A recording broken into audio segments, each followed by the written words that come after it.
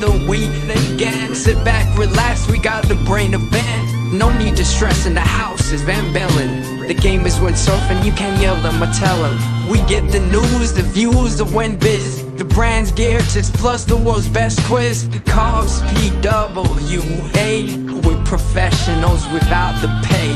There's nothing in pole dancing that we won't chat. From tandem boards to a windsurfing cat. It's your one-stop shop for a laugh and listen. Tune in each week or you'll be doing the missing.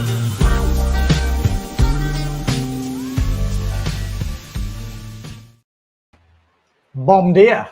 Bom dia. Hey, bom dia. Bom dia. I've got to say it a bit different to Portugal because obviously, for people who don't know, we are in Brazil. I say we. I'm with Fabio here, who's the main man from Club Ventos. How are we doing, Paul? Hey, Ben, Fabio. Awesome to meet Paul. you, Fabio. Nice to meet you. Hey, you too, mate. I'm actually very interested to hear this story because in the last year or two, I'm hearing more and more about Brazil and windsurfing. So very excited for this episode, actually. So thanks for joining us. I'm just going to like a little bit of an explanation for people who haven't been following where I am at the moment. I'm obviously in Jericoacoara. I can never say. I'm meant to be just living say in Jeri. Jeri. So I've just stopped now. Every video I'm like Jeri. So I'm in Jeri. Obviously, super famous spot. And we're going to be talking to the man next to me, who is, you know, he was one of the early founders of this place, set up the center, Club Ventos. We're going to be talking to him about all that. We've got some pictures going back in history, kind of telling, you know, how that kind of whole thing came about, which I think is super, super fun because I've been having some good chats with Fabio since I've been here. And a lot of the stuff I didn't know, you know, we see a lot of the freestylers coming out here. So if you guys at home have got any questions, anything you at all about Jeri, about anything, well, not anything, but keep it Jeri based, Brazil and all that sort of stuff. We're going to be going into that. So, yeah, let's, where do we kick it off? I can just say I've been here for a week. A week. And apparently it's not been good conditions. I've been on 4/7 nearly every day. We've had little waves coming in. I'm sailing in my shorts. It is like bath water. Like, it's like getting in the bath. Like you're out there. It is absolutely dreamy. So yeah, I've got to say, and this has apparently been a bad week. Yeah, compared to the normal December. Yeah, no, it's quite funny. It's quite less funny. wind and less waves than normal. Yeah, that's what I heard. Okay. Well, now that you've been there for a week or two, Benny, what's your overall impressions of windsurfing in Brazil and everything? Have you been there before, or? Well, the first things first, because people say Brazil is massive. That's the one thing. I know it sounds stupid. 8,000 kilometers. 8,000. It is of massive. coastline. You forget that. You know, when you talk about Brazil, a lot of people do think about Jeri because all of, you know, the pros and stuff have been focused here. But when you look at the map, I know it's going to sound obvious to some people, but if people don't study map, have a look at the map. The freaking place is huge. So we are where in relation in Brazil? We are in the northeast. And there's a funny fact about that is when I went to promote Jeri in Europe. The tour operators I met said, "No, we've tried Brazil. Brazil has no wind." So they said, "There's no wind." Oh, do you? What part of Brazil did you go? So in the end, I have to prove them wrong. Yeah, no, I'm not surprised. So yeah, I've been. Where was I going with that? So yes, because I've been to Brazil before, but it's like saying I've been to Sydney before, and you know you're in WA. So I went to Florianópolis, so what the hell, Florianópolis. That's way down south. Yeah, way down south, which is Icaraizinho, which you know Cowley kind of made famous. They had a Speedway World Cup there, but you know quite different to up here. Up here has, for me, for people who want to kind of associate it, it's like the temperature of like Bali or somewhere like that. That's how I feel it is. You know, shorts, t-shirt. You wear a rash vest for sun protection. You know, you're not wearing it for anything else. Do you ever need neoprene here? Never. No, I was going to say, it doesn't feel like you would. We are in the equator line. We're only 2 degrees south. So the weather doesn't change. The length of the day doesn't change. Okay. You know, because as further you go from the horizon line, then you have summers and winters more extreme. You have longer days, shorter days. Here, it doesn't change. Okay. What And what I've got- what? Oh, sorry, I was going to say, what drives the wind there? How does it work Well, with the wind? it is a phenomenon that happens in the southern Atlantic called the trade winds. And the winds blow from Africa. I'm not a wind scientist, but people explain it's caused by the rotation of the Earth. So as long as the Earth is spinning, we have wind. And here seems to be a main arrival place for these winds sweeping across the Atlantic. We also got a little phenomena, which is a little mountain uphill, which kind of makes a wall where the wind hits and accelerates to the point here where we are located. So the wind more than there are months which is very strong, but more than strong, I think what drives people here is the consistency. You know, in the season, nobody looks at forecast. Everybody knows you can party at night, have your breakfast tranquilo in the morning, because at 10, 11, it starts to pick up and stays windy until sunset every day. Wow.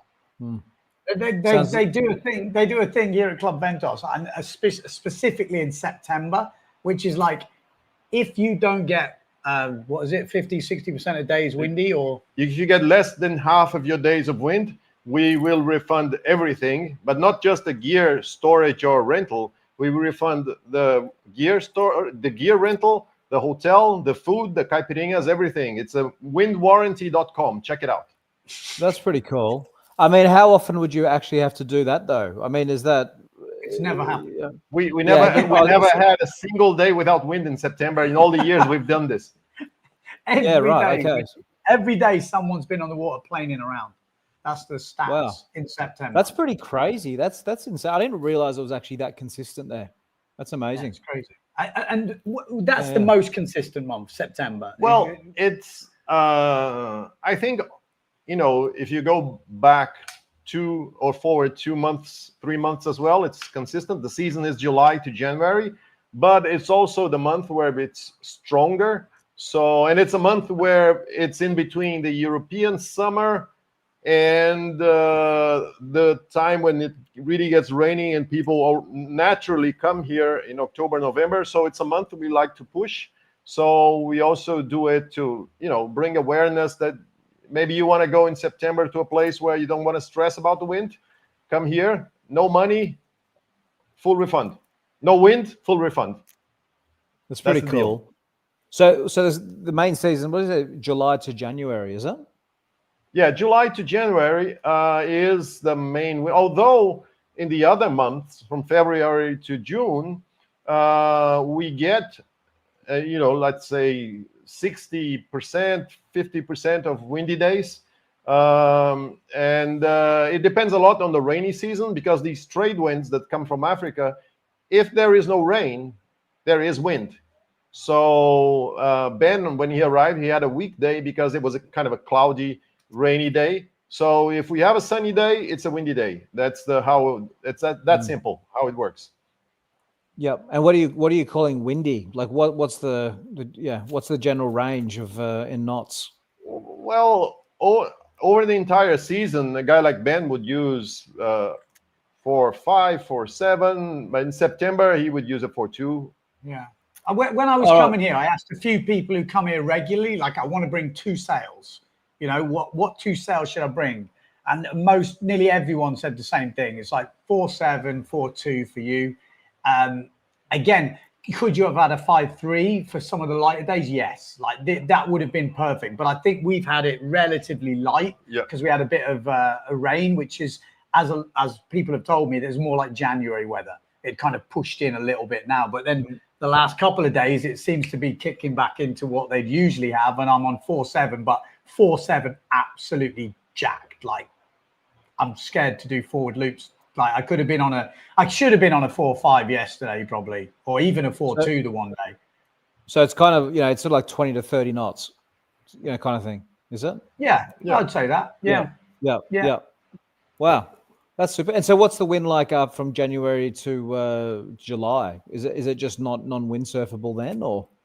Well, January is a very interesting month because what we have at the end of October is we start to get bigger and bigger waves. So we are now in December, which is waves are growing. And if people want to come here and get some waves, try to time your trip with the full moon or the new moon, because normally that's when we get a little bit bigger waves. But what the coaches that come here, they say that Jeri has the easiest wave to learn wave sailing, because it's a wave that will go boom height, sometimes a little bit more, but the sand is bottom. There is the bottom is sand. There's no reef. So, and it's an interesting wave because it's a long wave that peels along the beach. We'll show some satellite pictures afterwards. In fact, while we're talking about it, I mean, we're going to jump a little bit ahead here, but I have noticed that Fabio's got some slides coming in, but there is one that explains it, because I didn't understand that before I got here. I didn't realize it's a point break.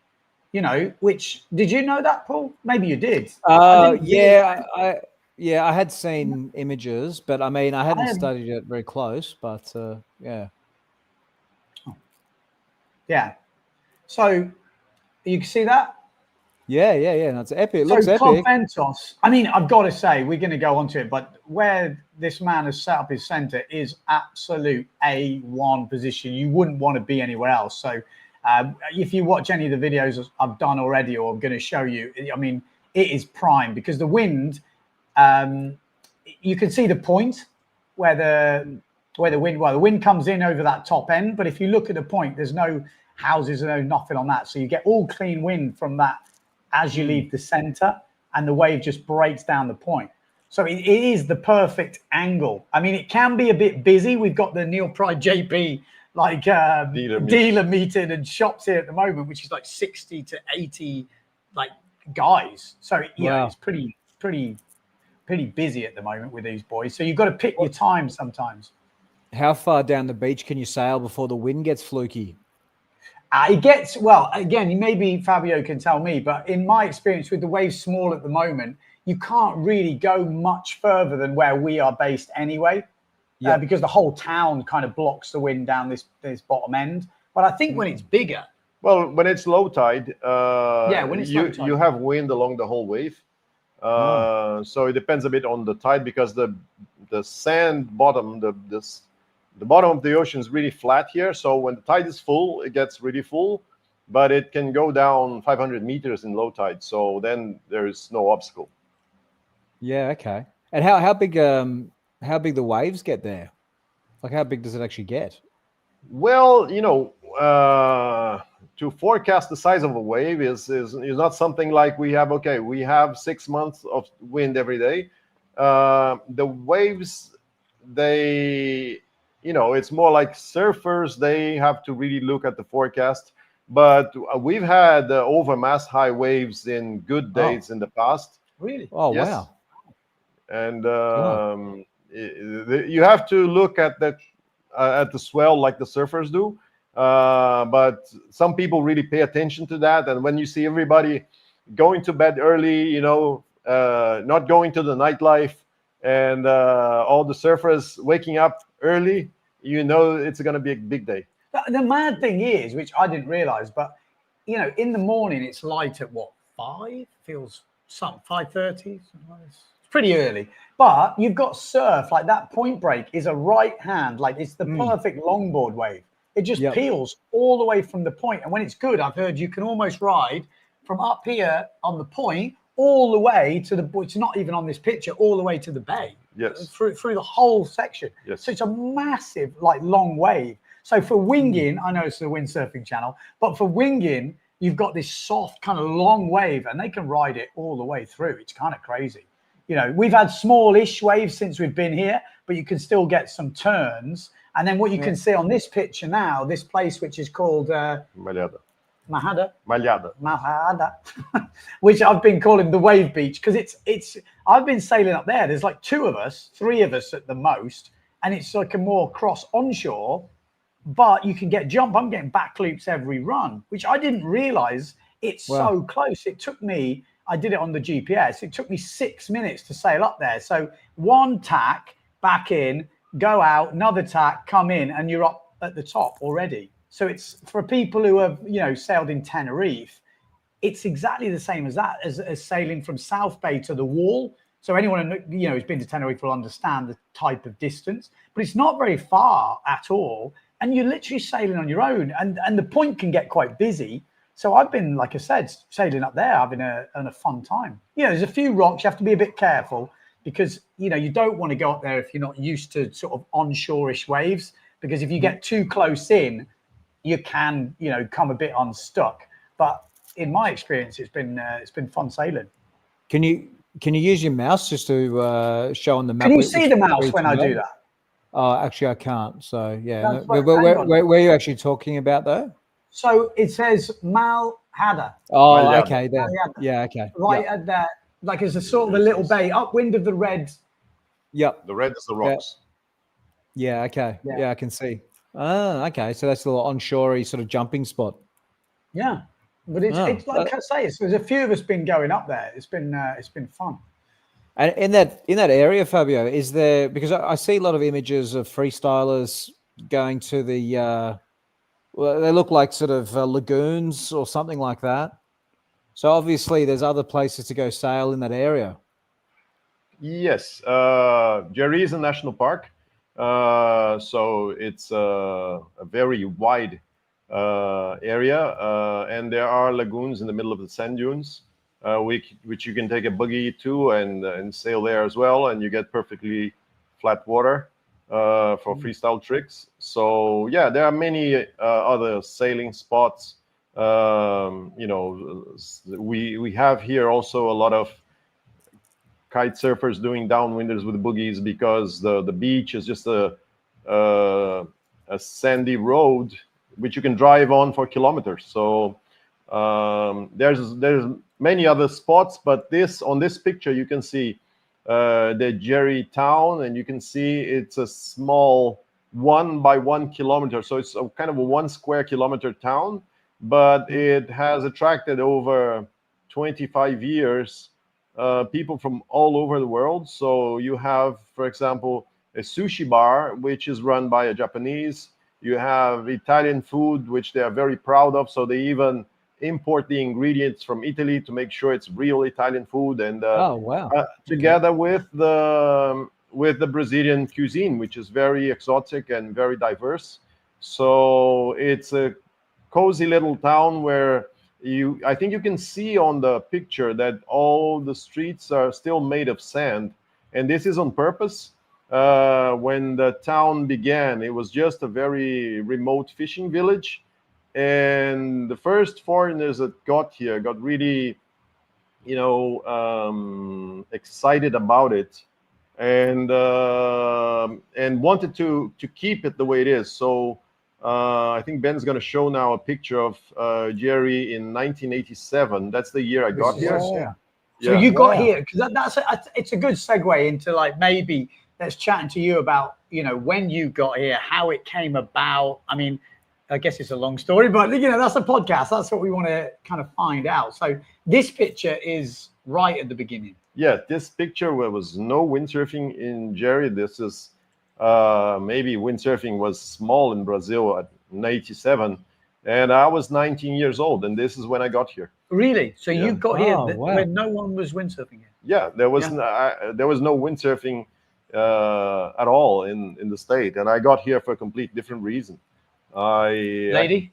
No, lady, no. It's actually, kind of an unknown story, because I decided to quit university and start a business. I got a little bit inspired by my dad, which had been having a regular job. He was a Navy engineer for all his life, and then when he retired, he opened a small business, and he was very successful in a few years. So I thought I wanted to have a business, and I started a little tour company. I lived in Fortaleza. I didn't live in Jeri.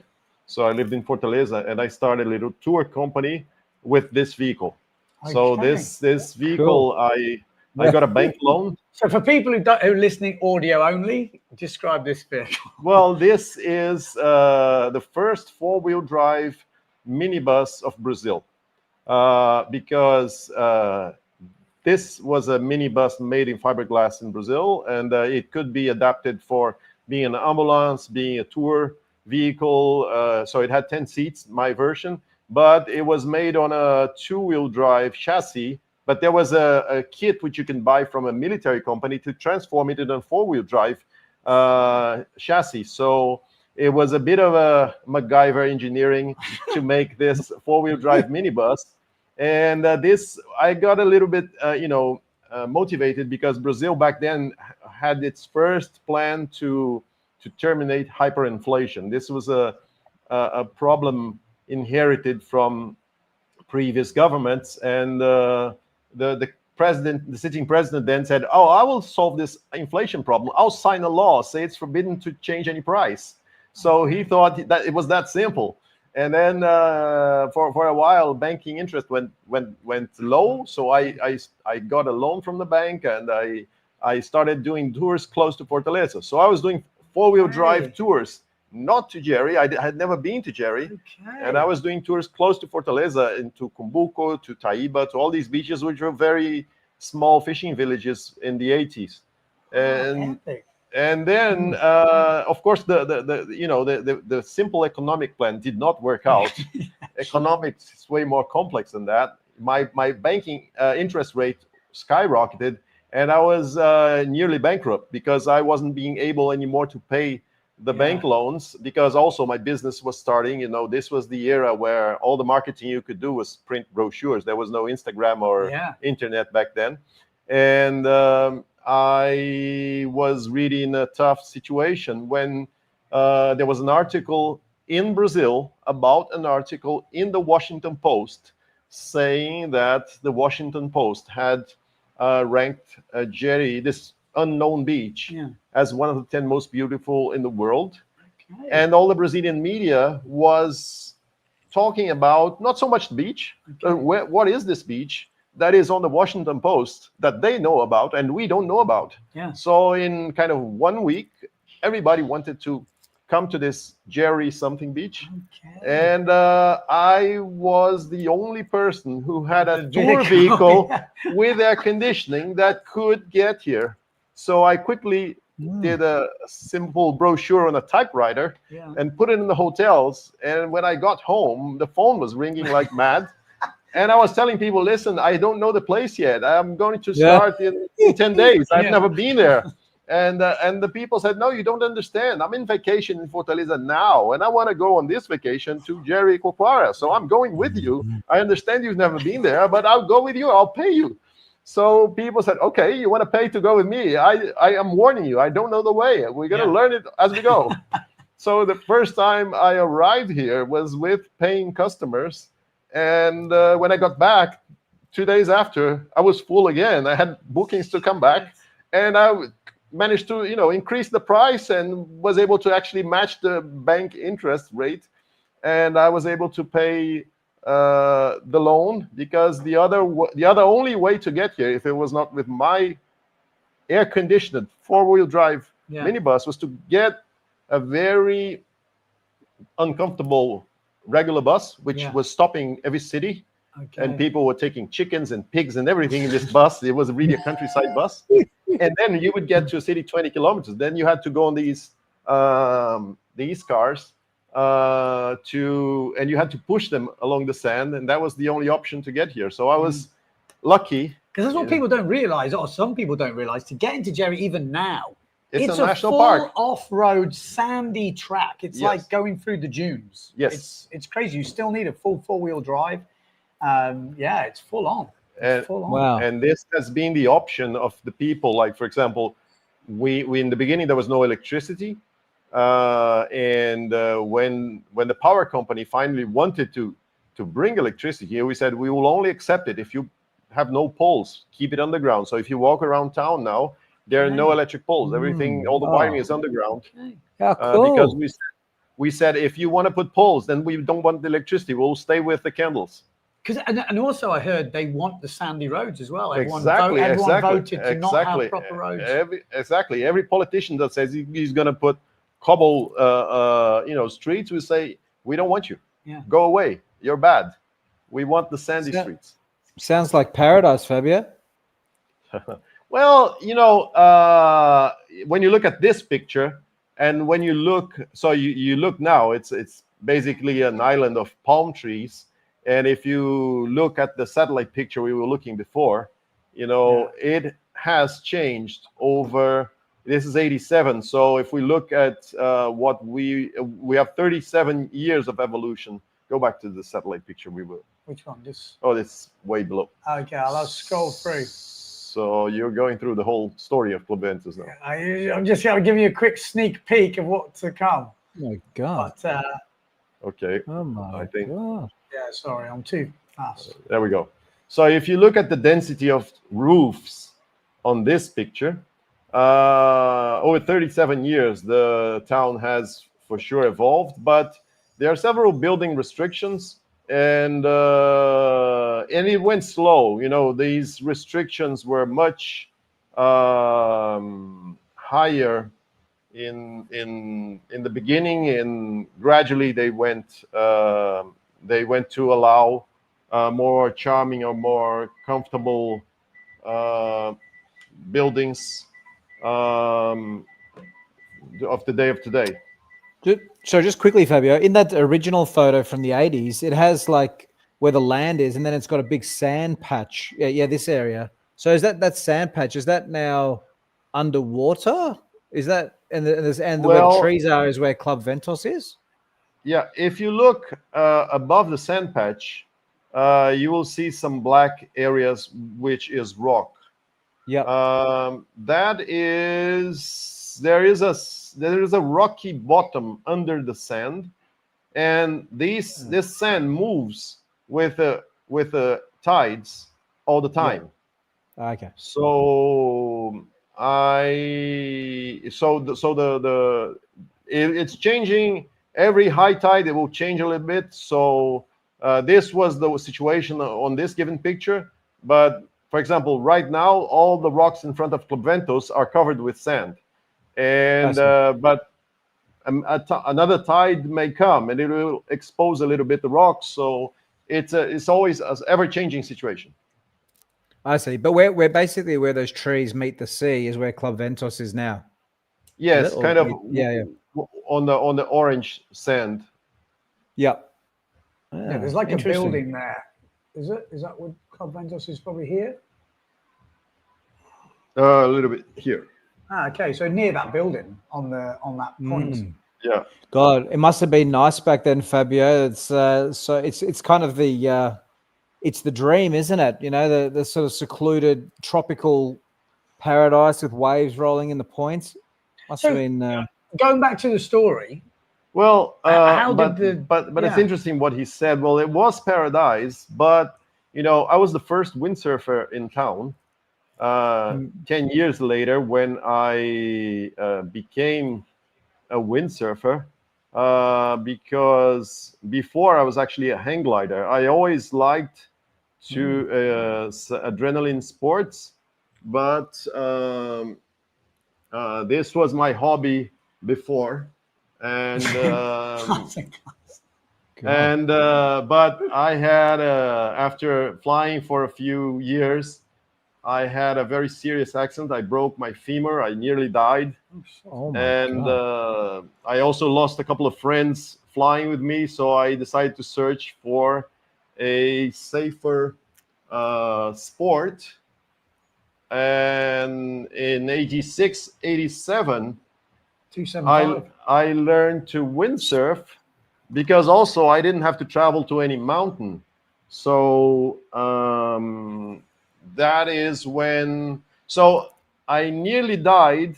That was kind of a butterfly effect. Maybe if I hadn't suffered this hang gliding accident, Club Ventos would never exist. It was, I was 1 year in Crouches after the hang gliding accident. And if that had not happened, I would have never gotten into windsurfing, and maybe Jericoacoara would be still an unknown place in the windsurfing world. Amazing. So I learned windsurfing with some friends from Fortaleza. They would come to Jeri all the time to windsurf because they said it was windier than Fortaleza, you know, because of this effect of the mountain we have here, and because further north from Fortaleza it gets windier as you go up the coast. We are normally 1 meter more, 1 meter less of sail compared to windsurfing in Fortaleza here, and half a meter less of sail compared to Icaraizinho, which is kind of half the way, where we have another center. And but you know, I was just windsurfing here.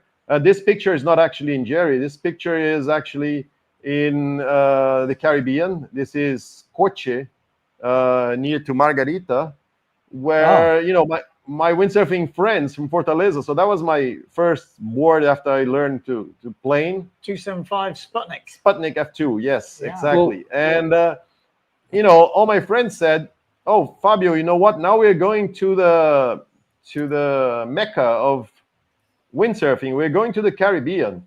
And I said, "Well, I'll go as well."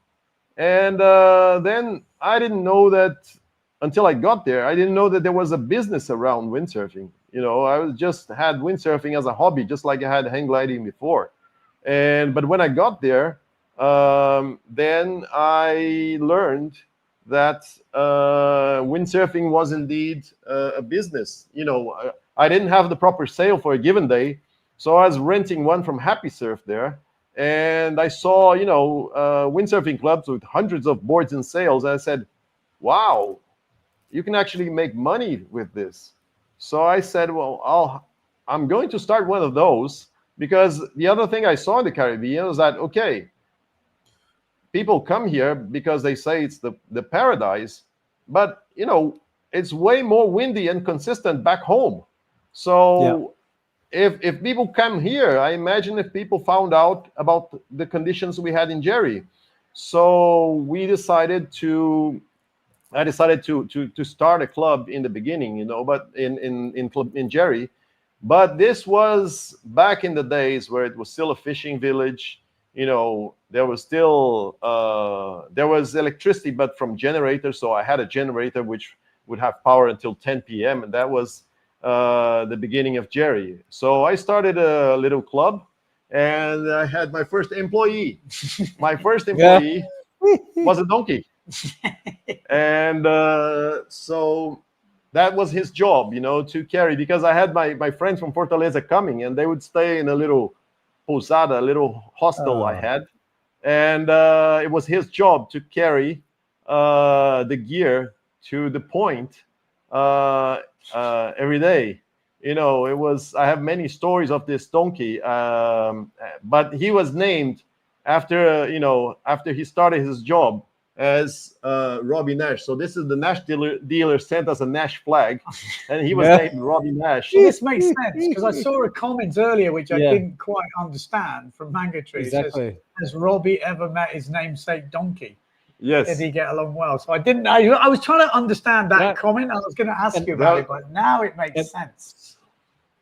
Before we just move along, I just want to. This is an interesting little segue too. But that's you had a Sputnik, 275 World Cup edition, and we've got that was a Dunkerbeck board. Now we have his son actually listening in on the podcast. So I thought that was kind of a funny thing too. You probably never imagined that after all those years that that link would ever be made. But anyway, sorry, continue on. This is fascinating. Yeah, but I remember my trip to the Caribbean. I also went to Aruba, and that was the time, you know, that was the golden era of windsurfing. There was no other wind sport to compete with.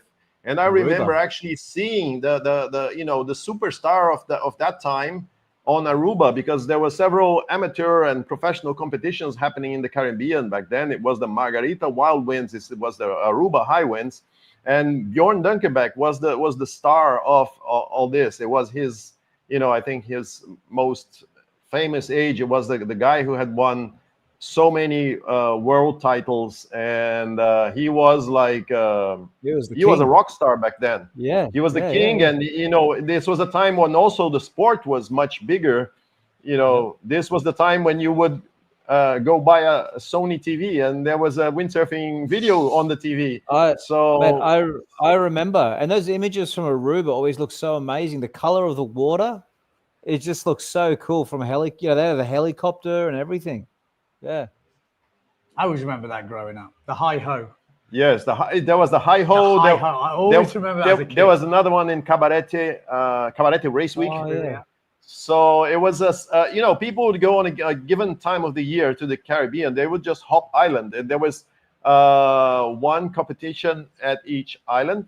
So we started. So that was Robbie Nash and starting. So we started to build a little center. So this is the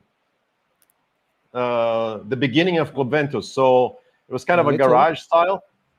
And we had then It's a nice garage. Garage. So our first boards back then. For people listening audio only, let's have a look at these boards. You got Mistral Score. The Score, remember the Score? Here's a Score, isn't it? Yeah. Yeah, Score. We got the Axis from F2. Mistral X. What's that one? That's the XC, or there's a few different ones. You got the F2. Yeah, things are already growing here because we started only with 3 boards. That was one of our first instructors. In fact, this is Jan Moro. He was a JP rider for some time, and that was his first windsurf lesson. He was born in Jeri. So that's a picture of Jan Moro learning to windsurf back in the 90s. Here's where we retired Robbie Nash. So things were getting a bit bigger. So we managed to get a dune buggy and release Robbie Nash to be happy in the dunes. How long Robbie Nash, the donkey? Yeah, donkey. How long? Yeah, if you've just tuned in, the donkey. But how long did Robbie Nash the donkey work for? Well, we went. Started Club Ventos with 3 boards in '97. Robbie Nash worked, I think, for maybe a year or a little bit more, and things started to get busy. No, Robbie Nash gave us so many funny stories. When he arrived the first day, he didn't want to drag the cart. The cart was really light. It was aluminium, and it was not that it was heavy. It's just that he was a stubborn donkey from Jeri, and he didn't want to go to the beach. So, but there was one windsurfer was a vet, so he said, "Okay, leave it on me." So he took the donkey with no trailer to the beach, brought it back, and gave him food, and then did it again. And then on the 3rd time, he put the cart, and then the donkey learned the job. So my employee, which would manage Robbie Nash, he would at the end of the day, he would just take Robbie Nash to the beach, and when we were done sailing, we would just load the gear on the cart and just untie the rope, and Robbie Nash would go on autopilot back to the center on his own, and we would just stay on the beach, mingling at sunset time. And it was such a romantic time back then. There was really nothing to worry. There was not even where to spend your money. You'd go out at night with $1 in your pocket. You go back drunk home and still with change. And that was the old days. I remember a story with Robbie Nash. In one day, if you look at this picture, he would return from the beach, and the storage was just there. And sometimes we would go up the sand dune you see in the picture, which is the Sunset Dune. This dune, the wind blew away now, but back then it was a huge dune where it was a tradition. Everybody would go up the sand dune. It's called the Sunset Dune to watch the sunset. And we normally would let Robbie Nash go home, and because he would have his bucket of food back there, so he was happy. But one day, people are pointing behind the dune, and we see this cart with all this windsurfing equipment jumping and falling, all the equipment falling on the floor. And because Robbie Nash was climbing on a new girlfriend, and all the equipment was jumping in the cart, and it was crazy. We were running to save all the boards and sails because everything was falling. Robbie Nash was having a good time. Wow. Yeah, just bearing in mind, there's still donkeys just roaming around the streets here. No owners, they're just cruising around. Like you're walking down the street with the missus, and there's just a donkey going, "Hello." Well, it's a cool animal. Wow, that's a good history. Yeah, Robbie Nash is retired now, and he's probably a happy grandfather So this was the beginning of Club Ventos version 2. The land where you see the flags behind is when we knew that at some point we would have to move to the right location. So we secured this piece of land, which would become Club Ventos in the future. That was our first Club Ventos girls. And looks almost Moreno twins, doesn't it? Like if you didn't know. Yeah, and so there was, our marketing campaigns are just blister in the hands. That's this how, and so things were evolving, and this was already when we had a bit more boards to rent. So it was evolving. We were getting some clients from Brazil, but we were still very far from what we saw in the Caribbean as far as volume and also receiving European customers. So at some point, I decided that either we would go big or go home. And I went on an adventure in Europe I put together a lot of promotional material. I talked with the State Tourism Board. They did give me some support.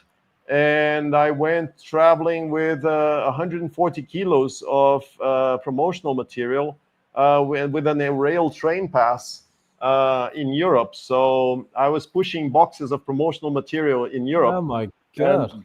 Dragging my suitcase. It's changed now, isn't it? How easy is it now? You must be just like, God. Yeah, now with the website, crazy. it's a bit easier. But I had a client that came in the early days from Switzerland. His name was Armin Lipp. So this is me traveling with boxes in trains in Europe to meet boxes and boxes of brochures. Brochures, and I also had a document, which was, so I was looking to reach Basel, which is the center of Europe. I had a friend which had been to Jeri before. It was a Swiss guy, and because his basement was going to be my base on this promotion month, where I was going to try to meet all the windsurfing media, tour operators, and I was also I had some prior experience with PR, so I was actually looking also to meet the airline managers. Air Portugal had just started a flight to Fortaleza back then. So I went to all their. So this is, I mean, the guy that lended me his basement, and this was all the brochures, which I had to, get a few of those, go to a country, and then come back, get more in his basement, and go to another country. And that was I was doing that for about a month in Europe, going to France, Italy, Germany, Spain, all the countries to spread the word. And I was basically going to the tour operators, to the magazines, and to the airline managers, and asking, inviting the magazines, and the magazines said, well, if you take me, yeah, for sure I'll go. And I went to the airline manager and say, well, I promise I will fill up your planes if you give me a ticket to bring the journalists. And then the tour operator wasn't believing so much, because a few tour operators had tried before to open windsurf centers in Brazil, but there are two kinds of windsurf centers.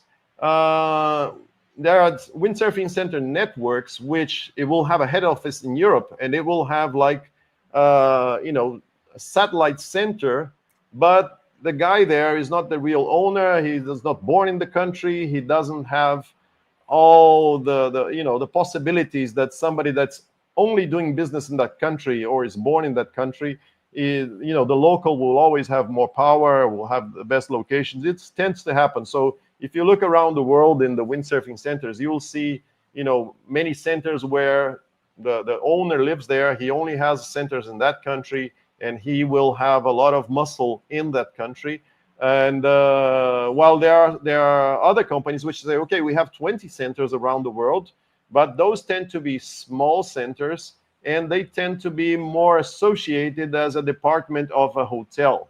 So I was touring around Europe and promising them that I would build the best windsurfing center handy and comfortable. This was kind of a concept we started. So this was a 3D sketch of what I was promising the tour operators to build in Jeri, and they wouldn't believe me, because when I said we were 300 kilometers away from the airport, they would just say, no, this is no way. There's no way this is going to work. People are never going to make a 300-kilometer trip after a long flight crossing the Atlantic to reach your spot. It's just not going to work. Give up. And but we ended up bringing the journalists. They wrote very nice articles about the place. They were impressed by the conditions, by the consistency, and by the vibe of the town as well. So, you know, half a year later, we were building it. And what was just a sketch became a reality. So I like this picture a lot because it's the exact position of that 3D sketch. So if you go back to the sketch and go back to the real picture, kind of a year later, we managed to open the club, and the rest is history. So then we started. So I'm guessing, looking at these boards, this is like early 2000s and 2003, I guess. Okay. 2003, I think. This was the picture of the arrival of the 2003 collection, and as you can see, we did not build a hotel back then because we always thought that the right vacation would be a vacation that fits your family. So we always had this philosophy of the windsurfing center first, and have a garden, have sunbeds, have a buffet where you can have a lunch. So it was a little bit like the idea was to build So it's more like a beach club, the early stage, wasn't it? Like a beach club with obviously rental and storage. Or exactly. We didn't want just to be the container next to a hotel. We always wanted to be the place where people would gather, meet, have a beer after the sailing session. And this was the basic concept of Club Ventos since the beginning, as to be a meeting point for everyone. And it worked very well. The years, the year 2000s, when basically windsurfing was the dominant wind sport on the beaches. It was a very successful company. Yeah. But Fabio, so you say we, I mean, was there somebody else that came along with the journey with you of building all this up, or was it mainly just yourself that made all this happen? Well, I say we because we are in the service industry. We don't sell products. We sell an experience. We sell vacations. So we sell relaxation. You come to me, you pay our company, and the only thing you take home is a memory. You take nothing in your pocket, it's just we sell experiences. And as this is done by people, as this is done by who cleans, who cooks, who tunes your board, who serves you, we are a company that we have to focus on humans. So we is my team of 100 people today. We do it. I cannot do anything alone. No, I understand that, but I mean, essentially, you don't like have a business partner or anything. You're kind of the man behind this dream, is that? Yeah. Yes. I've learned in very small experiences in the very early phases of my business career that the best skill of a business partner is to make your life miserable. So I decided to have 0 partners. Yeah. It's tricky, isn't it? Because it depends. I think it depends on what type of person you are. But if you're someone who puts everything in and maybe you get to these points where you're like, well, are they doing as much as I am? And it gets difficult. Yeah, well, I am a very instinct-driven businessman, and I will, along my story, I have gone from moments where I'm relaxed to the point where I'm not thinking on anything, because just we managed to get to be in the right position. But then the world changes. The only thing that doesn't change in the world is that the world never stops changing. So at some point, that situation which you were in, which was ideal for that moment of history, is gone, because you're in a new phase. You know, in our case, we started back when marketing was brochures, as you saw in the previous picture, and the only sport driving people to get on a plane, wind sport, was windsurfing. Then you had kite surfing coming along, which is a sport that doesn't need sport centers on the beach because it's so portable. And here in Brazil, basically, they need a dune buggy to go do downwinders, which is the popular thing. So all of a sudden, we had a new sport dividing the public, and we had internet bookings, from big tech companies like Expedia or Booking.com, which kind of also broke down the business model that we were always collaborating with the tour operators from Europe to organize the vacations. And most people would receive their brochures by mail at home and choose a destination from tour operators, from travel agencies specialized in sport vacation. The sport travel is a division of the tourism industry. That's very important. People are motivated to travel because they do a sport interacting with nature that the conditions don't exist where they live. So they travel to find clear water to dive, to find snow to ski, or to find wind to sail on the water. So so things changed, and we faced challenges as things changed. And sometimes, I take decisions that I don't want to hear anybody's opinion, because I know what their opinion is going to be, and I just prefer to take the chances. And you only live once. When you don't have a partner, you just can live with the cost of your mistakes. But it's easier, isn't it? Yeah, because you made them. So I think I'm the same type of. Yes. Yeah, no, for sure. And you got 100 people involved in the Club Ventos.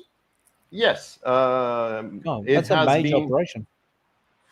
We have 2 centers. The other one is Icaraizinho. Names of beaches in Brazil tend to be complicated to spell. So we have Jericoacoara and Icaraizinho. That's a whole new story, which happened, came along after our first 5 years of, let's say, success. Brazil started to be on the map and be on the wish list of many people that would travel to windsurf on their vacations. So we started to get a little bit of competition in other Brazilian beaches, but from those companies that have multiple centers around the world. And those companies were kind of feeling obliged also to offer a windsurfing center in Brazil, but they are limited to doing it where they find a local partner to support them. So we were starting to see other companies say that, well, I have the new best beach in Brazil, and that's Jeri Wave. Yeah. And we said, wait a minute, the beaches that these other companies are offering are like, nobody goes windsurfing there. No locals go there. It's just because they found support to be there. Okay, there was wind, but there's wind anywhere in this part of the Brazilian coastline. So we decided to organize an adventure called the Beach Search. And this was a funny story as well. Ben's playing a little bit the beginning of the video. You can look up the whole video in clubventosbeachsearch.com. This was I think I'm going to put it on the channel. I'll put the whole video on the channel because it's still interesting. Yeah, it was a very audacious marketing project where we said, okay, these companies are coming here to think they can find other best beaches. We'll do it the right way. So we sent on the same day emails to all the top PWA riders and also to all the most important windsurfing magazines on the same day. And we said we were going to do an adventure of 300 kilometers along the Brazilian coast. And the only rule is we never leave the beach. We're going to have dune buggies, jet skis, four-wheel drives, helicopters following us to find the next best beach for Club Ventos to open a second center. That story itself is another podcast, but you can watch the movie and learn about it in clubventosbeachsearch.com. We have a little website. This is the beginning of the adventure in Fortaleza. So we had all the pros with one dune boogie for each, and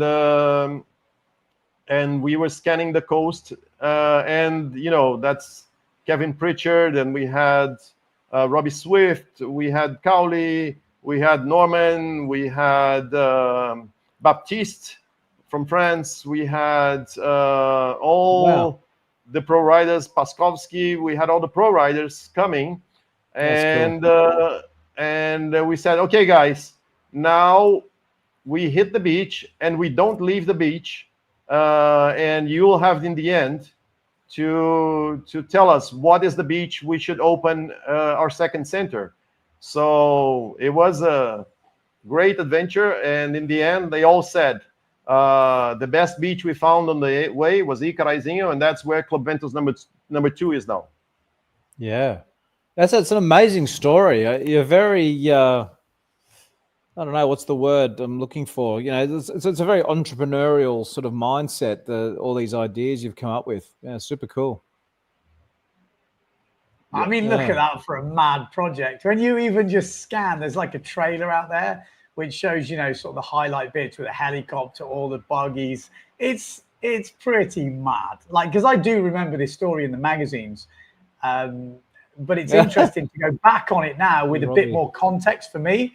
It's probably even more interesting, especially when you're looking back and you're seeing some of these guys, Swifty, Paskovsky, and some of the sailing as well. You forget the level of these guys was insane, really. You see the level of guys now. They're pretty, they're all solid, amazing sailors. But even 20 years ago, the level was just ridiculous. I think sometimes you forget that. Yeah, and although we did, in the windsurfing world, we generated a lot of exposure for this beach. That was only in the windsurfing world, and we have decided not to build or develop anything there, because we think that just like baking a cake, everything needs its time to mature. So Icaraizinho, still today, it's the same as this.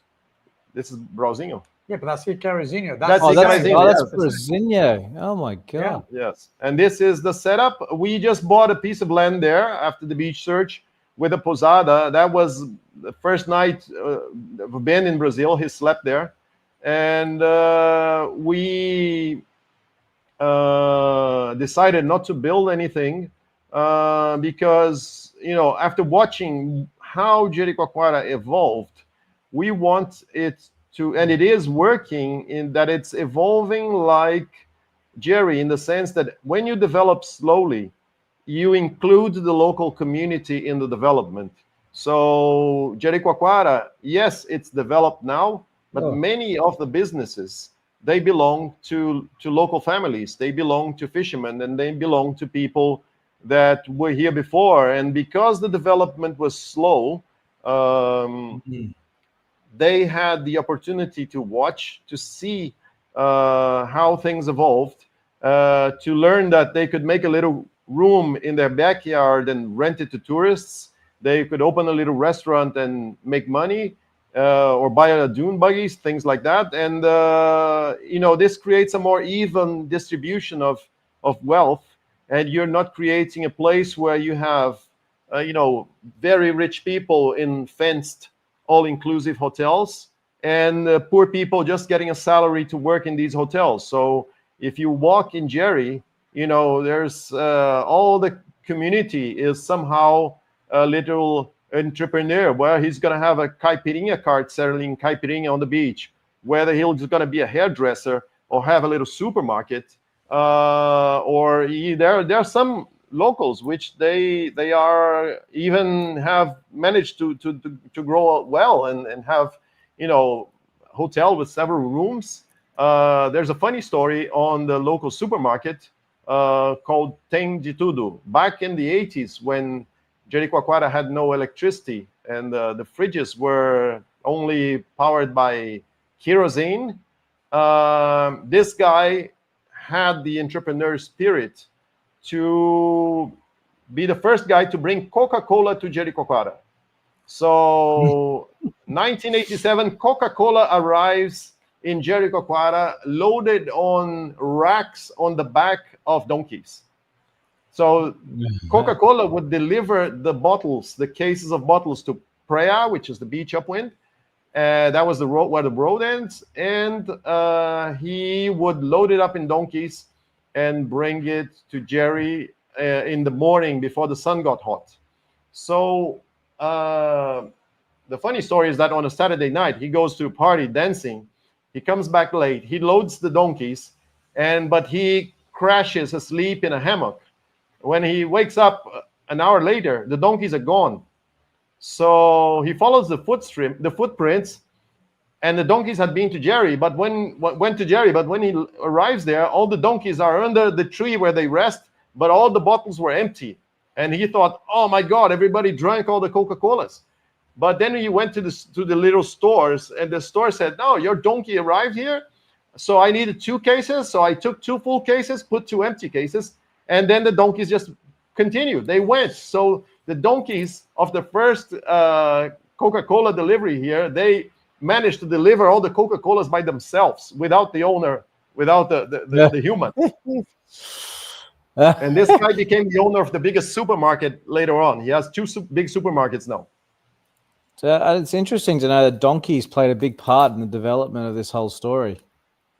Yeah, donkeys on this dry part of the northeast of Brazil have quite a history. In fact, when we were still Portuguese colony, the King of Portugal thought it was a good idea to bring camels to here, to this dry area. But because there's only sand on the coastline and all the countryside is rocky, the camels didn't survive because they are not made for rocky. And people like, okay, we're going to bring camels because they're better than donkeys. But the donkeys won the competition with the camels. Yeah, as a better vehicle. And then, so this other spot that you found, is it comparable to Jericoacoara, or yes, is it? Yeah, it's special because so this part of the video which Ben is showing is Icaraizinho, and it is kind of has the same geographical features that make Jeri special.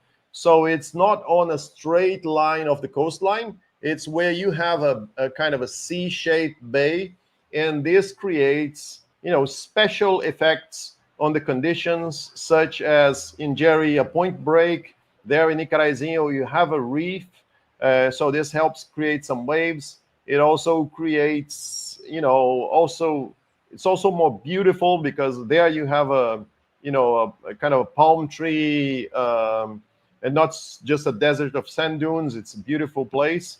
And so, yeah, it is similar sailing conditions.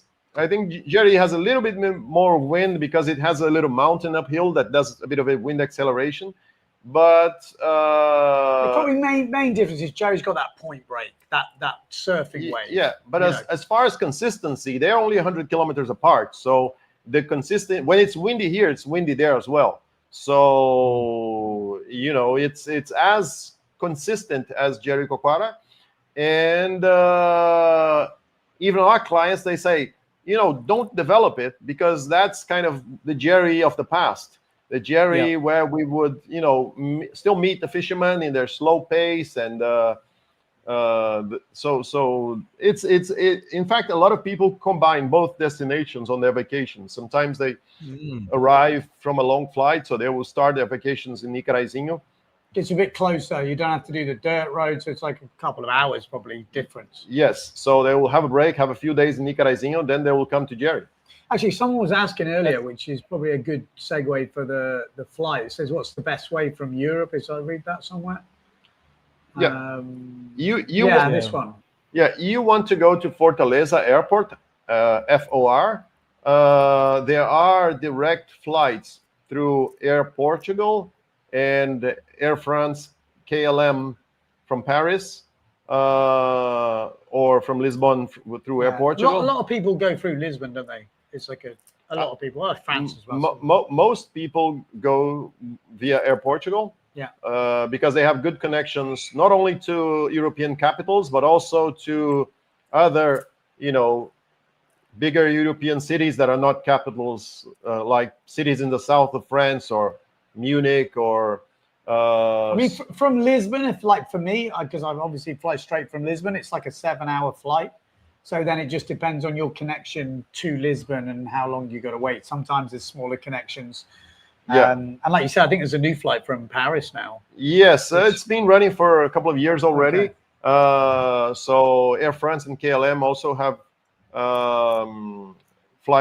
direct flights from Amsterdam and Paris.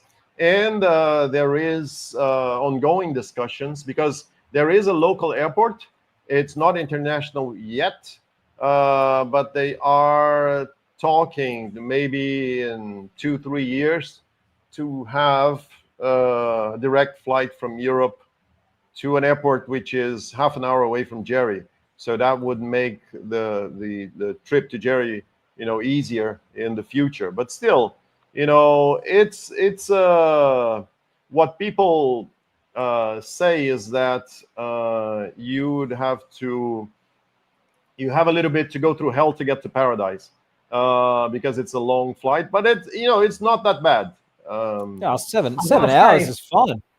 I was going to say, for me, straight from Lisbon, I didn't realize, which might sound ridiculous, but I didn't realize how easy it was. Like 7 hours is relatively short flight. Mm-hmm. You know, in terms of, I just had this vision. It was going to be like a full, like Peru style, you know, but you forget Brazil, this side of the coast, it's actually not far at all. I mean, obviously, then there's the transfer. If you're coming straight to Jeri, it is a bit of a mission in one go. So going to Icaraizinho, how we did it without the sand dunes and stuff like that, was actually quite a nice way to kind of come into it. And you get to see 2 different spots. So it all depends on what you're wanting to get from it, which I think is quite interesting.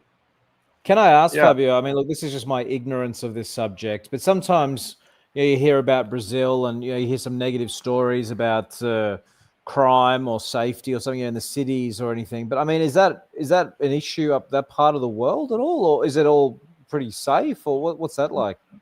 Well, big cities in Brazil, depending on which big city you're talking about, can be dangerous, but that's not the case for either of these beaches. And even when you go to big cities, if you're going to the touristic areas, which are well policed, and you use common sense, it's not a problem at all. It's just that here in Jeri or Icaraizinho, you don't have to worry about it. We don't lock things. We're not. We were at dinner last night, just to say, and we were sitting with some Brazilians, and they said, I think this could be the safest place in Brazil, because it's almost like its own little thing. You're driving across the sand dunes to get to here. Then there's like a tourist gateway into the town, isn't it? Yeah, Like and you have your tourist visa to get into the town, so it's kind of its own little bubble almost. Yeah, here it's absolutely no concern at all, because also the city lives out of tourism, so nobody wants to harm a tourist here, and it's also isolated because it's a national park. So there is the closest house when you leave Jericoacoara is at least 10 kilometers east, west, or south. And so if you do something wrong, where are you going to run to? Because it's not a fast getaway, I can tell you that. It's not a fast getaway. So, people have been coming here for over 10 years. The same, there's a high rate of return for guests. We have guests that have come 15 years in a row. Once they found Jeri, they have been coming back at this time of the year, and and they don't get bored. They continue coming. What's the makeup of your of the customers coming? I mean, I don't know, would you have an answer? I mean, where are they mainly coming from? Is it just mainly, Europe, Germany, Netherlands, France, or what? Yeah, where are they coming from? Yeah, I would say mostly Europeans, and I would, if I would profile, it would be the guy that already has a stable job, maybe a guy in not so young, that has had, because it's flights within Europe can be very cheap. So there are destinations within Europe which you can reach with a small budget.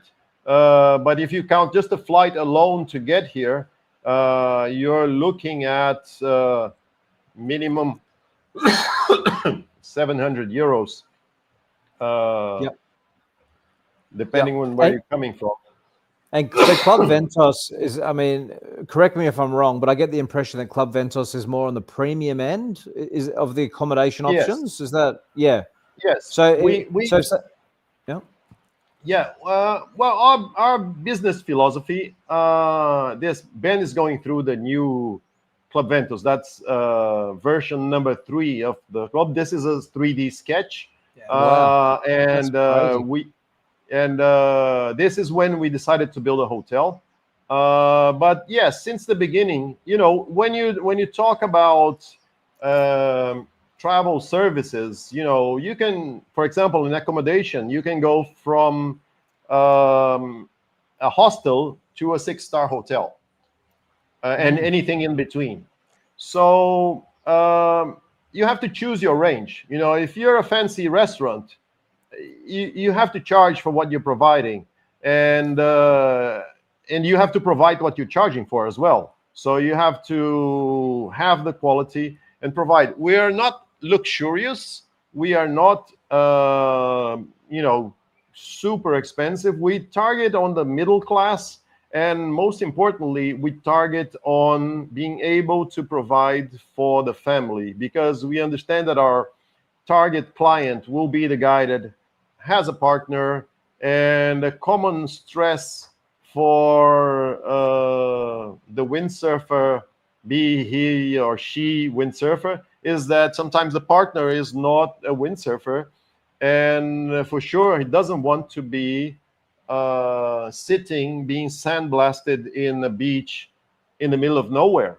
So that's why we decided to, since the first center, after we really started to be known in the world, we decided to have a big lounging area with food and beverages, with sunbeds, and with a service, so that my partner's in the water, but I can still have a good time, and that, I think, is I'm sorry. That is what I think made the difference in the Club Ventos evolution as as a service company that people return so much. Ben and I, we often talk about the state of windsurfing in the world. You know, obviously, windsurfing boomed. It's sort of come back a bit. You know, obviously, kiting came along, and now we've got winging, foiling, and all that. I mean, how are you finding that whole thing where you are? You know, the mix with all those sports, or yeah. Well, in the beginning of the conversation, we were talking about first, it was just an idea, kind of a test with a donkey, and then it started. I was playing around a bit with the business until we decided to get serious and do some promotion and really open a center that would fit the philosophy we had projected for that market of that moment. But as I said, the world never stops changing. And while in the year 2000 to 2010, we had the ideal setup, we had the world changing, bringing kite surfing that had a lot of water sport enthusiasts transitioning to kite surfing. That took away a lot of the windsurfing because simply the kite surfers didn't need our service. And on top of that, we saw also a change in the world where bookings were not so much centralized in the tour operators, which were our partners in the beginning of the business. So we actually, in the beginning of the year 2010, 2020, so in the tens decade, we were a dying business. We were going down. We were having less customers. We were kind of losing a bit. We were having to widen out to other fields of businesses that we were doing, not because it was our passion, but because we needed that to keep the company alive. So those were challenging moments. And I would say that around the year 2019, we were, a fraction of what we were in the beginning. It was really hard time because the amount of windsurfers and the challenges for us, because in the past we used to be organizer of vacations, because if you go back to the year 2000, it was still the time where I'm going to an exotic country. You were just talking that Brazil can be known as a dangerous place to go. So like I need to go on a way I need to go with a specialist. So people would always call, and there was a time when you would naturally look for a travel agency even to buy an airline ticket. So as the internet came along and everybody was booking their thing on their own cell phone or website, the business really was having a hard time. And because of two factors, kite surfing and the internet reservations. And then we had the final strike of death, which was the pandemic, where Brazil had a really bad image. It was rated by the European health organization as a no-go country, as a red country, which you had to quarantine if you did visit when you came back. So we had 2 years of pretty much no Europeans coming here during the pandemic, and we were about to close. But fortunately, we decided that it was a time to use that time of the pandemic to rethink our business and think on a new way. And so we got brave. We started a new project. And one factor that was saying that we could do this was that there was a new transition in the world of water sports, which was a new sport coming up, which was wing foiling, and it was going to have the same hype that kite surfing had in the beginning. So, now if you are asking which is the new fashion water sport, it is wing foiling. Okay, that's it. We're finished. Well, there's definitely an appeal, even for windsurf foiling, because people are not used to see a board flying like a magic carpet a few centimeters above the water. So it does draw the attention. And it was, I'm a windsurfer by heart, and but I have to admit that having now a new sport that is a fashion, and also that does not conflict. We have a special spot, but it's also a small spot.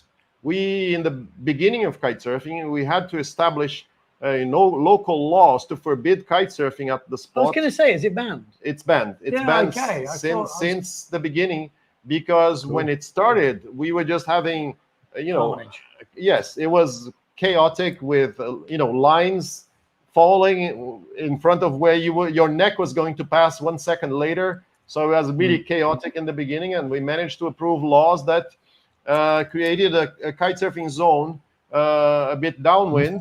But wing foiling came along, and it blends pretty well, because they sail in the same way. There's no long lines. So it also, like SUP became the sport for windsurfers and kite surfers, and when there was no wind, people would go SUPing. Now there's wing foiling when the wind becomes lighter, and so we have also windsurfers that are also wing foilers, depending on, some people wing foil in the morning and windsurf in the afternoon here. So it is a new breath of air, a new blood coming into the water sports. Maybe this is a bit like when carving skiing came to the world of skiing. So it's giving a new life, and it was the motivation for us to completely destroy the center, which I showed you pictures before, and build a complete new thing where we decided to include also in our services now our own accommodation. So we have now a hotel called Apenunga. Apenunga means in the Brazilian originals. This is not Portuguese. This is the language of the original Indians of Brazil. It means wave, Apenunga. So we managed to rebuild everything, and we have the club under the hotel. We still have the beach club, which we always did, the beachfront beach club. And we have a hotel above the Club Ventos infrastructure with a 50 meters wide infinity pool. And this is the first carbon neutral hotel of the northeast of Brazil. We have 7 solar power plants in a city nearby that transfers energy here. And Club Ventos is also, I don't know if it's the first in the world, but we are completely carbon neutral windsurfing center now, because we generate all our electricity, and we have several initiatives to recycle water as well. So now we have, after seeing the world change and our business not adapt and go slowly down step by step, we kind of destroyed everything, and now we are up to date, and we hope to stay up to date for the coming years, because we think that windsurfing and wing foiling together have a long life together. I like how you killed kite surfing. Well done, Fabio. Yes, good we did. Yeah. With pleasure, right at the beginning. Wow. No, the other thing too is you're probably aware, although you live there, so you're in that bubble, but from the outside looking in, for someone who's never been there, and obviously I'm in Australia, but my image of where you are, or the images I get, is largely has come from the kind of the coach, the windsurf coaches, like for example, you've got Oda and Ariane. How do you say it? Ariane? Oh, yeah, how do you say that, Ben? Ariane, sorry. Yeah. And Sarah Keita, and anyway, there's all these windsurf clinics that seem to happen over there, and that's where I've been getting a lot of my imagery. Also, the freestylers that go into the lagoon. So, I mean, that might be interesting for you to hear, because you're probably always thinking of how it can promote this area, or how are people getting the message. But I personally am seeing a lot of that area through those people and their like Instagram feeds and so forth? Yes, the area is pretty wide. There are lagoons, but you have to understand that the pro riders, their job is to win competition. That's why they're pro riders. That's their focus, is to be number one in the world. And they have these side activities where they will be promoting their brand, or they will also have an extra income from doing clinics. But there are two different types of coaches. So we have guys like Jem Hall from England, or also Yeah, Peter that's the other Hart. one. We have some coaches from France and from Poland and from other countries, where they will focus more on the average Joe, the guy that has windsurfing as his passion and not as his professional. So those guys, clients of those coaches, they will not want to drive a dune buggy under the sun for 1 hour just to be in a given lagoon. They will want to just, have breakfast and then just walk 10 meters, grab their board, and then go in the water, come back, have a shower, and still be in awesome conditions. There are several different spots. They are all in the Jericoacoara area, but it's They're not very friendly for the non-windsurfer. Like, Yes. they are in the middle of nowhere. There's no cover. There's no. So you would want to choose as a customer which kind of coaching do you want. If you really want to get the best maneuver, I'm not even going to say that the other coaches cannot teach you the right way to do a maneuver. It's just that you're getting from a guy that's leading the PWA rankings, well-known guy that's right now a hot competitor. That's one, and they will sometimes want to take you to an exotic place, which is an experience. But as I said before, the travel service market is very wide, and you can have like young people that want to sleep in a hostel because that's what their budget fits, and you will want people that want a lot of convenience and can afford this convenience. So there are several styles of maybe the coaches that teach right in front of here maybe are not as active as in Instagram as the pro riders which you mentioned. Yeah, it's just how I've been noticing more and more about it, But is just seeing it through them. I actually said the same to Fabio when I got here. I said the ones that made me kind of aware of it is the sort of pro riders that I follow and the freestylers. So it's interesting coming here and actually seeing that side of it. Obviously, I've come with the missus, so I'm getting this, and our daughter. So I'm just looking out the window, and they're playing in the sea now with Max Rowe and his daughter.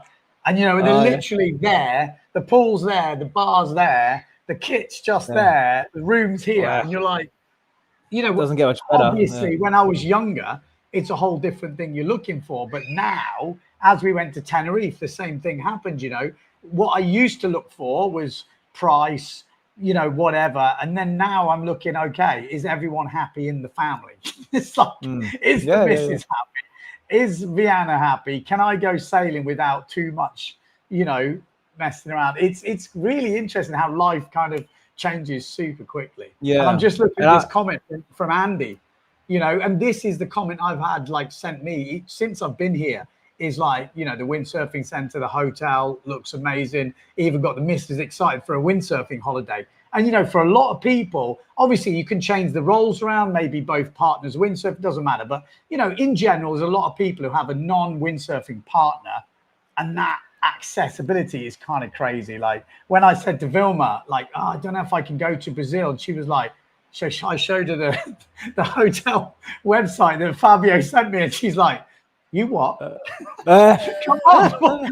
We're dropping everything. We're stopping the building. We'll get the dogs looked after. She was like, this looks epic, because the wind's kind of offshore from here. So where the hotel is, there's no wind, it's just, it's kind of mad. Yeah. No, what you've done there, Fabio, is what needs to be done more around the world as well, because there's a lot of windsurf locations that are pretty hellish for people who who don't windsurf. You know, they're often in some remote area or somewhere where it's super windy, and so yeah, that's nice to have that option for people who want that. Yeah, that's super cool. Are you Yeah, actually? Are you?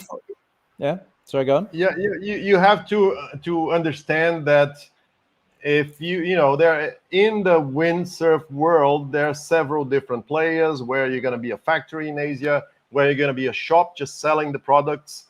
But we are not sellers of boards. We sell dreams. So you have to understand what is the need of the customer, which kind of customer you're focusing on. So as I was explaining you, the different types of clinics, when I'm not saying one is better than the other, it just depends on what kind of customer you have for the clinic, and there will be either this coach or that coach which will suit him more. And we also cannot serve everybody, every preference, but we look at guys.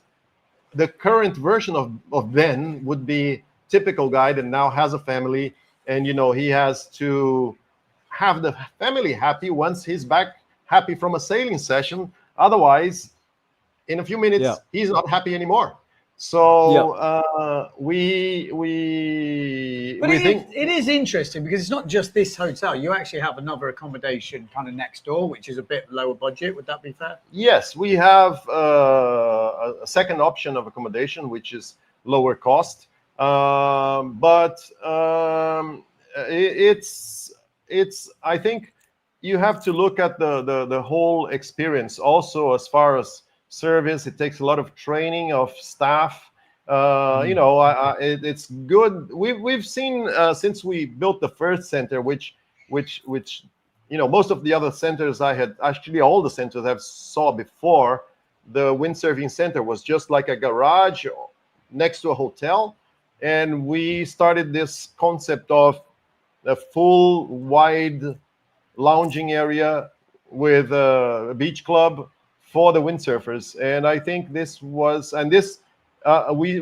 heard that other places did something similar afterwards, but that's how it should be. You should be providing the conditions for the best memories. If you're in the vacation business, any kind of vacation, that's my business. I'm not in the windsurfing business. Windsurfing is just is a tool of my business.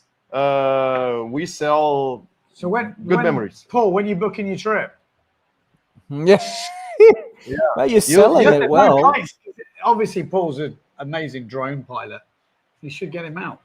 You get some good stuff. Ben can report you the difference between the impression of Jeri he had before, maybe because he was also looking at all the the great maneuvers of the big names, the pro riders, and not looking so much about what it's like to be here. What about like a PWA competition or some sort of stuff? Have you ever thought about that? Well, we have been talking with the PWA for a few years about it. The challenge is just that the PWA looks well after the riders and the structure for the event.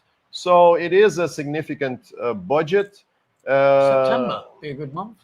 September or maybe December with the waves. If we time it to high tide, it could be good as well. So yeah, in fact, if anybody wants to be a sponsor of a PWA in Jeri and is watching this podcast, talk to me. I'm trying to get it working, and we are just missing budget, but we're not missing the will to do it, the plan to do it. Everything is in place. We're looking for a good sponsor, somebody that wants to be well exposed in one of the. What would be the best aspect, like discipline to do there, Ben? I mean, would it just be wave sailing, or is it more of a freestyle thing, or like what is it that you'd be actually wanting to do there? We haven't done any PWA yet, so I try to be realistic and start with the first discipline. I know we can evolve to multiple disciplines if we get the ball rolling. But I would start with freestyle, also because it's already we already seen for decades all the freestylers coming here to train. So they pay on their own pocket to come here and train for the next world tour. So in the end of the it's a fun freestyle spot because yes, you can wave sail here, but it's kind of freestyle turbo.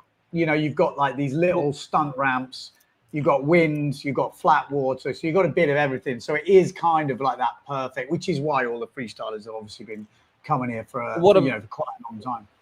What about the sort of the wave rally style concepts? Multi-fin board racing thing. Would that work there? Good or? Yeah, I mean the difficulty would be that you wouldn't be able to do the beach start necessarily from here. Yeah. But you don't need it. You could have it coming in. It would be pretty exciting, actually. Especially over the waves. It would. Yeah. No, I was going to say what you were probably going to say, because Paul's got this new concept, which is a wave rally, which is like slalom, but for just normal people with wave gear. So it's more just wave slalom, but you don't have to have slalom gear or anything like that. It's more like, Is there some obstacles? Well, the waves, pretty much, with the jibes as well. So he's got his first competition going off in January. And look, I want to say, slalom gear. Well, not in this concept. I mean, look, the thing is, you've got a blank canvas. You can do anything you want, but the whole thinking is that you use the gear that people are actually already using there. I mean, like at Jeri, is everyone just using multi-fin boards with wave sails mainly? Is that? It's a bit. You've got freestyle boards. You've got freestyle wave boards, which are sometimes single, sometimes thruster. There's some weight. I'm on a wave board. It's a bit of a mixture. It's the further out you go, you can be blasting around, but you could easily do the racing through the waves. For our clients, the most rented board is the freestyle wave model. Yeah. Okay, is that a single fin or is that a thruster? Thruster mostly. Yeah. Okay. Well, there you go. See, I mean, that's the thing. So I mean, look, if you got the PWA event, that's obviously elite level, full on slalom, but this concept I'm running with here is using the gear that people are actually using. You know what I mean? Because that's what they're already there. Like, so just why reinvent it? Through the waves. Yeah. Yeah. That's the concept. Fun slalom. Yeah. But on the gear that you've actually got. You know what I mean? Because that way, Fabio, a guest could literally fly from overseas and enter this event and rent the gear that you've got. Because if you sell them, well, it has to be a full-on slalom gear. You probably don't have. I mean, you don't even rent that, do you? Do you rent slalom gear there? No, maybe one or two boards, but people don't want it. People want to be, that's right, pumping and jumping and riding in little waves. Exactly. So why reinvent the wheel? If that's what they want to do, give it to them. You know what I mean? Like it's anyway, that's just something else. But yeah, it's cool. Yeah. Have you found? Yeah. Sorry. No, maybe we could have both, because I think the PWA is more like a Formula One kind of structure where they are pushing also the factories to develop the best freestyle board or the best wave board, and then they wanted it also as a research environment, while I think we could have a non-PWA event, as you described, more kind of an amateur competition where maybe one brand would sponsor it, and the prize would be maybe equipment, because it would be joined by maybe not people in the top 10 PWA rank, but by regular sailing enthusiasts that come here every year. Yeah, that's right. I mean, if you could get that mix, I think, because what happens at the moment is you've got this sort of elite level, and that's awesome to watch, but it's kind of just elite, and it kind of, I mean, as an amateur, I can't really enter that world because it's an elite, it's Formula One. Maybe there's some way of mixing that pro scene and the amateur scene, so you've got that sort of elite thing going on, and then there's also an event for the average Joe Blow that they can get involved in too. I mean, that, I don't know, like that would be cool to see, Yeah, I think that was the concept of the events that did exist in the Caribbean in the 90s, which people would just hop from one island to the other. And these were amateur riders. They were not top PWA ride. They were just maybe the local hot shots of every country. And they would just go in maybe to win a Nil Pride sail, which was sponsoring that particular Aruba High Winds or Margarita Wild Winds or any of the others. And people are going for the fun. I think everybody remembers what the Bacardi Hi-Ho was. Sail from one island to the other. You get there, there's a full-on party on the beach. So I think that is the kind of client and competition that you're talking about. Yeah, I mean, look, it's because Ben and I talk about this often on the podcast, but it's one of the ingredients to help windsurfing grow again is to have those type of events that people can feel that they can be a part of and help build the community as well. Because it's also the community building, isn't it? You're meeting people, and that gets you more invigorated and excited for the windsurfing and stuff. So, I have my own theory on how to get windsurfing back on track to get the volume it did have once in the past. And I see all the factories. I go back to the Formula One thing because I see them like being Formula One manufacturers, where they're looking into this little evolution of the format of the sail or of the board and so on, and they are talking just to that existing bubble. And where are the efforts to bring windsurfing mainstream? Like, how do we get windsurfing exposed outside of the current windsurfing bubble? Like, who is, for example, the new famous girl that won any of these popular mainstream shows, like the new girl who won Britain's Got Talent, or that we can get this girl, can we get her to windsurf, or can we get any other famous person and make somehow an effort? I remember that a few years ago there was an entity that was sponsored by the windsurfing manufacturers called the World of Windsurfing, the World of Windsurfing. But the only thing I heard they do is that they were sponsoring an existing windsurfer to cross the English Channel, and that is just staying in the bubble. And I think what you need to do is to get, for example, Barack Obama is a kite surfer. Why isn't Barack Obama a windsurfer? Why can't we make an effort to have windsurfing as the new vehicle of James Bond to save the world in the next James Bond movie? And there's the perfect vehicle for James Bond to escape the enemy island because the radar cannot detect it. And then you have windsurfing to the mainstream. I think we should come to Club Ventos. We get 5 influencers, some of the top famous people. You invite them here. You teach them to windsurf, and at the end of the week, they have a race to see who wins. It's something like that. I think the whole industry, I'm talking manufacturers, magazines, everybody, instructors, institutions like the RYA that they teach instructors. So everybody in the industry, they benefit from a bigger windsurfing community in the world. So why don't we get together and start to make efforts in the direction of bringing new people into the bubble and not be chasing just for, I agree. trying to get more pieces of the same pizza? We have to make the pizza bigger. Oh, definitely. Well, I mean, look, that's how, the whole influencer culture is what's driving a lot of, marketing at the moment. Windsurfing hasn't really tapped into that much. Yeah. Mm-hmm. Yeah. No, it's cool. Yeah. It's Wade Perry says Club Ventos could arrange a simple wave rally type event every Sunday afternoon. Not even need prizes, just some fun racing. Carnage. Carnage. But okay, that's an hour and 44 minutes. So I'm pretty sure.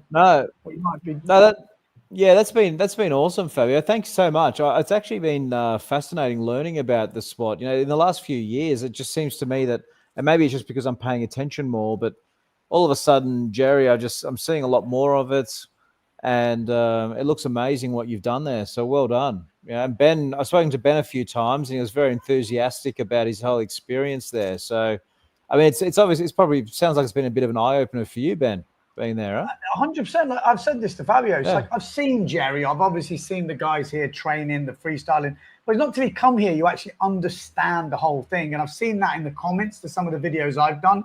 You know, the people who've been here, I've not seen a negative comment. They're like, oh, I can't wait to go back to Jeri. And then other people going, you know what, that's on my bucket list. You know, it should be. It's been on my bucket list for a while. They've got a few others to tick off. But this Jeri has definitely been on. And I can see me coming back, more so a lot to do with the family stuff, because it is just so easy for the missus, my daughter, to have a good time. There's also like other parents here with their kids, and it feels really, again, you can't know, but safe. They're just running around the beach having a lovely time. And, you know, that makes me happy. So I'm like, can quickly, literally, the cool thing here is you can just go for a sail. You grab your gear, you go for a sail, whip around, do a few, come in. It's like you haven't gone, you know, like there's not too much friction. Everything's just easy. You're not even in a wetsuit. So you just put your harness on and you're in the water, seconds. Yeah, Awesome. I think, you know, because we could do a little bit of an interview here to Ben, because, you know, you said your impression from distance was mainly coming from what you saw in the pro rider, you know, social media posts.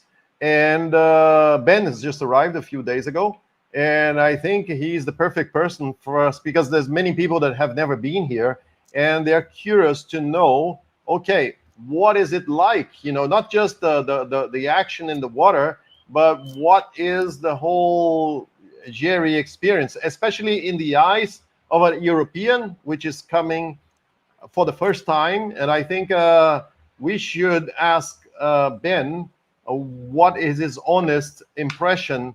Don't you worry. There's a few videos coming out. I said to Paul, I've been speaking to him earlier, but I'm going to do some walk arounds. I've actually done a couple. So just to give you guys at home like a real look, because I can say a few things, but I think it's good just for people to just understand the layout and how it all works.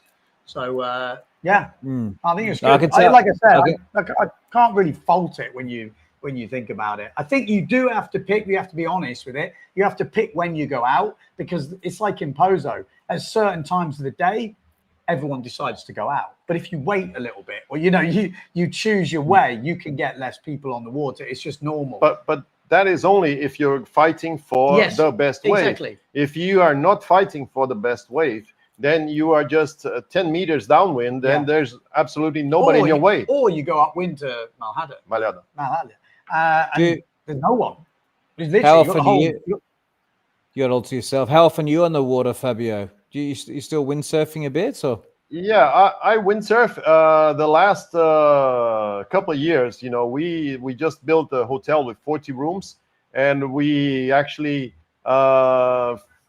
we're like a theater where the front stage looks beautiful, but the backstage is still needs some work, because we didn't finish the construction. We finished the money. This is normal when you're you know, being aggressive and developing something on your limit. So I'm being a bit less in the water now, but things are falling into place. Things are working very well. We're getting awesome feedback on all the services. I'm happy to have a team that most of my employees are of over 20 years with me, and we are getting everything in place. And things start to slow down a bit as we get closer to Christmas. So that's normally my time. You know, January is my secret month, because as I live here, then I can maybe wait for the best windy and wavy day, the best combination. So that's the secret month for me is January. In fact, we had a lucky journalist from Germany coming here last year, and he came in January, and he wrote that in his article. January is the secret month. If you can plan, if you don't want to sail every day, exactly, because you will get so many beautiful waves, because actually the waves peak in February, but the wind, starts to go a little bit less December, a little bit less in January, and there's still wind in February, depending on the year. This is not like September. Is guaranteed wind every day. As I told you, we do a wind warranty program where we will refund even your hotel and food and drinks if you don't get wind in September. But January, February, it will depend a bit on each year. If you get more windy days or less windy days. While at September, it's every year windy every day. So I go on the water when also I'm less busy in the office, and that's normally January and February. But January, if somebody is not mad to sail every day, or maybe someday he wants to trade windsurfing for some other water sports, is the best month. What's your favorite board and sail, Fabio? Well, I have now a big pool of boards to choose from. So I like to most of the days is to be on a freestyle wave. It's the kind of does it all board. But if the waves get big, I'll go on a wave board. Yeah, freestyle wave. Yeah, picking up. I can see the palm tree blowing in the background. Yeah, okay. You can tell I'm a windsurfer. It's like, I'm getting twitchy. Like, I can see someone riding the wave. I'm like, oh my god. Or maybe I should let you go and you can get on the water. Yeah. But it's heating up. It's going to be. It looks like it's going to be windy. Well, it's already windy, but. Yeah. Well, I will. The final thing I'll say, Fabio, is you did the right thing by getting Ben over, because. You talk about people with influence, getting the word out, and Ben, through Ben, many thousands of windsurfers are now aware of. Jeri. I have actually had a few messages saying, Ben, don't do it too much. Don't tell totally the truth, because I like going there, and we don't want more people. The thing is, like I said, as I said to Fabio, it's like I don't mind. It's same with Pozo. If I'm coming out to a place, I'm going to tell the truth. So if you're inviting me, make sure that yours is if yours is the best spot, it's easy for me because I can just tell the truth. Whereas if there's like 5 centers that are in better positions with better stuff, you're like, well, it's difficult to then, really, which is good for me because that means I speak to the right people in the right places. But anyway, like I said, watch the videos. You can all make up your own minds, but it's if anyone's been here, they'll know the deal anyway. You can see it in all the comments to the videos. It's a good sale. Yeah, but I think in terms of number of sails, I think every there's different also levels of sailors, and I think the people that will be fighting for the wave are those specific, more advanced sailors, which they already know and have been coming to Jeri. I think we cater as well to the guy that is a good sailor, can blast comfortably and do some jumps, hooked in, foot in the straps, comfortable. But these guys normally tend to stay a bit more downwind. So they count as sails in the water, but they're not fighting for your wave. Right. Well, thank you, Fabio, for your time. Yeah, we have fun, mate. I'm going to bed. No, have fun out there, Betty. Cheers, mate. Well, we'll catch up in a bit anyway. But Fabio, cheers for coming in. Like I said, I can see the lines are already coming in. The wind's picking up. Yeah. Stay tuned to the channel. I saw somebody wanting shark stories. Unfortunately, we don't have any. I've been here for 37 years, and I think the waters are too warm. Sharks like colder water, so we never had a shark story here. I'm sorry about that. Yeah, Wade says I can see Ben getting twitchy. I am, like, no matter how old I get, when I start seeing action happening, I'm getting excited. What is it? Time is it now? 12 o'clock, and that's kind of typical, isn't it? A little bit earlier than this, it starts to come in. So it's, Get out there, Betty. There's a few more comments. Robert saying we have a couple of amazing influencers that do windsurfing. Martin Garrix, yeah, exactly. Martin Garrix, like millions of followers. You should maybe. Yeah, he's a DJ. DJ. Okay. I mean, we have a Pioneer deck, so we can actually make a great video for him where he's windsurfing, and at sunset he just. They'd probably love it. I mean, again, we have the perfect setup in the beach club because we have right in the middle. There's a stage right in the middle of the beach club with a proper DJ deck. I think if Martin Garrix was here, it'd be absolutely friggin' rammed. And he could just do it as he wants, not even as a program thing. So today I want to play a little bit, and he could just have fun for a few minutes, or just to do a little bit of It'd be really interesting. Like I said, he sponsored Ricardo Campello this year for the World Cup, just to just to help out. So I mean, there is a few Jutta as well. Yeah, I mean, I follow a few of them on Instagram, and it's most of them are doing other sports, skiing, ice skating, or whatever it is.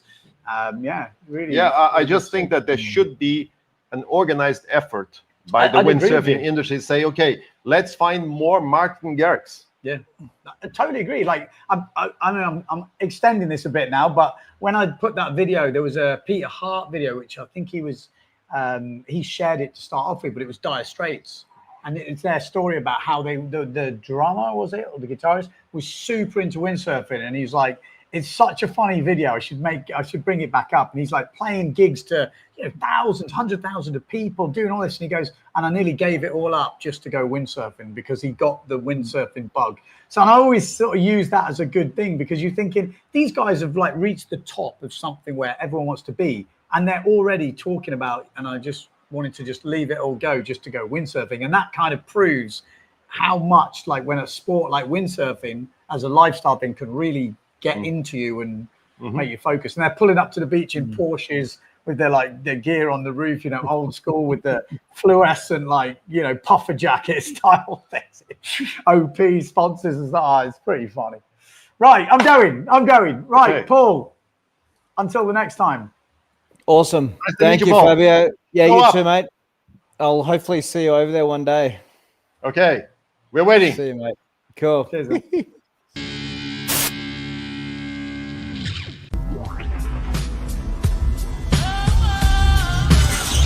That time of the week again. Sit back, relax, we got the brain of band. No need to stress in the house, it's Van Bellen. The game is windsurfing, you can't yell them or tell them.